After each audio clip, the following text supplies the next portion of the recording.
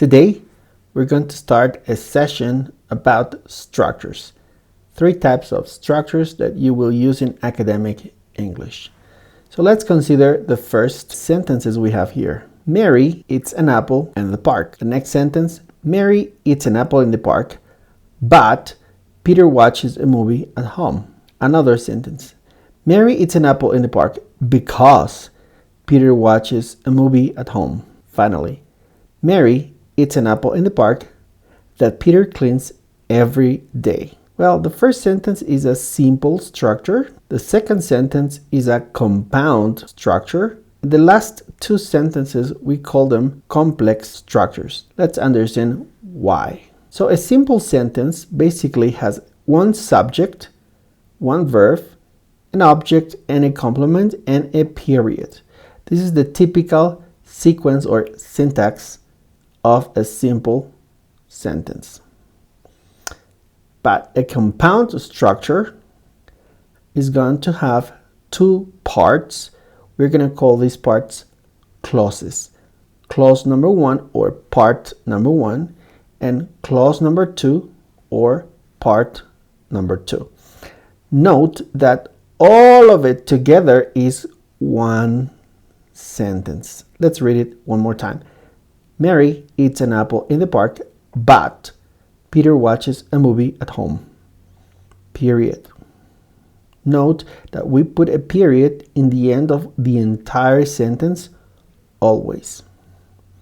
Now what is happening here is that we have one simple structure here. It has subject, verb, object, and complement.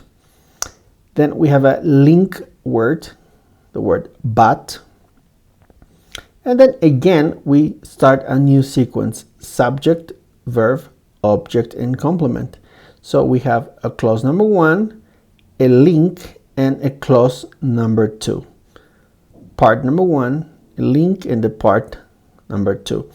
It's super important to note that this link word, but, is not part of the clause 1 or the clause number 2.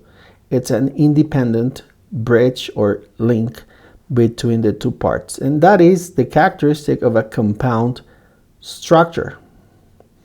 Let's jump to the complex structures. The difference is that we have a link, but this link word is going to be part of the clause 2. Let's read the sentence. Mary eats an apple in the park because Peter watches a movie at home. So the clause number 1 is going to be Mary eats an apple in the park, and the clause number 2 is going to be this, because Peter watches a movie at home. All right? And here we have another example. Mary eats an apple in the park that Peter cleans every day. In this case, the clause number 1 is Mary eats an apple in the park, and the clause number 2 is going to be that Peter cleans every day. Let's dive in a little bit deeper. In the simple structures, all of this is a sentence, but in the complex or compound structures, we're going to have clauses. Clause number 1, clause number 2, clause number 1, clause number 2, clause number 1, and clause number 2. Remember, the word clause just means part. But in the end, all of that is one sentence. That's super important. And when you finish that sequence, you always put a period. So the simple structures have subject, verb, object, and complement right here. Subject, Mary, eats is the verb, an apple is the object, and in the park is the complement. Now, in the case of the compound structures, we have clause number 1, a coordinating conjunction. This is the link that we were talking about, but the more technical name is coordinating conjunction. And then a clause number 2. See here, Mary eats an apple in the park, but Peter watches a movie at home.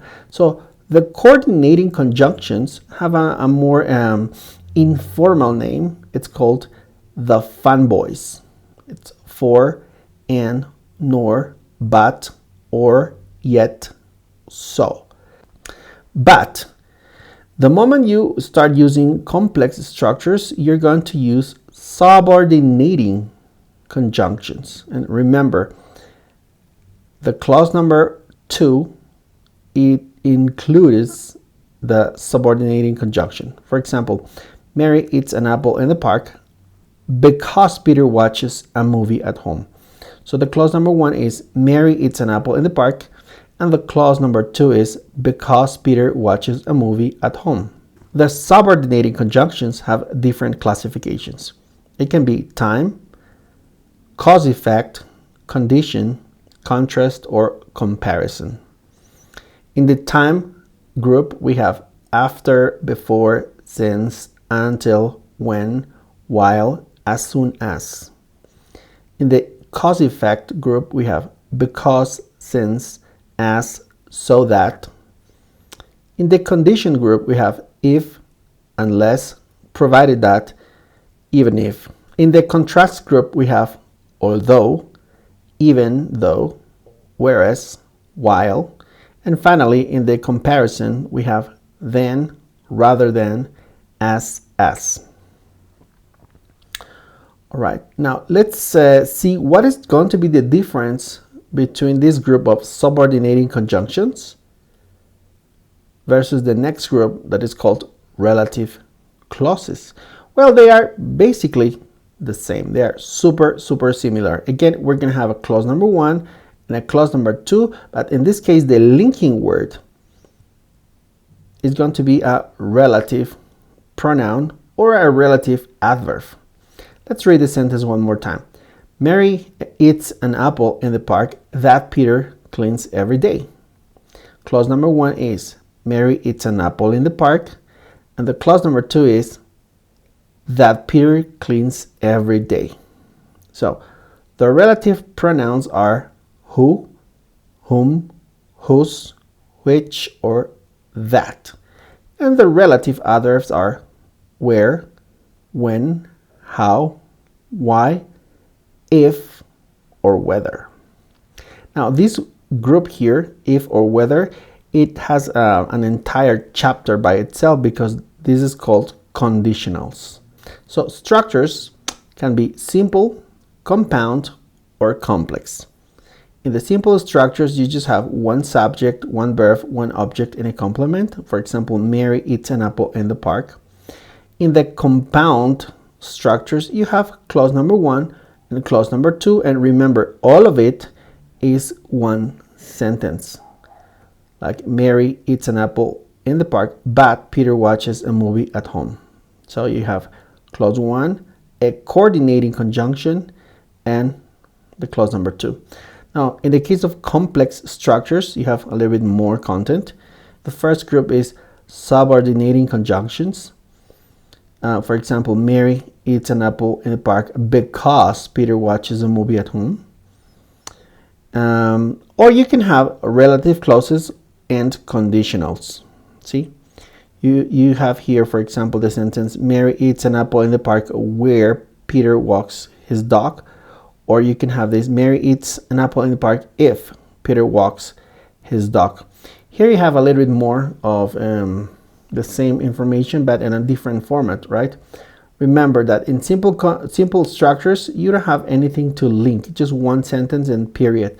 In the compound structures, you're gonna have two clauses connected by a coordinating conjunction, and these are the options for coordinating conjunctions. We informally call them the fanboys: for, and, nor, but, or, yet, and so.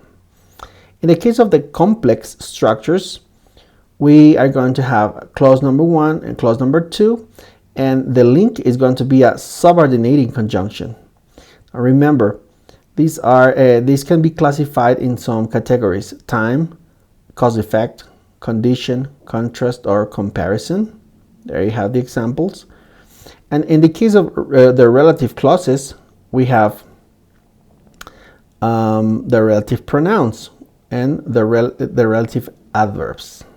Inside this topic, we have the conditionals. They work pretty much the same.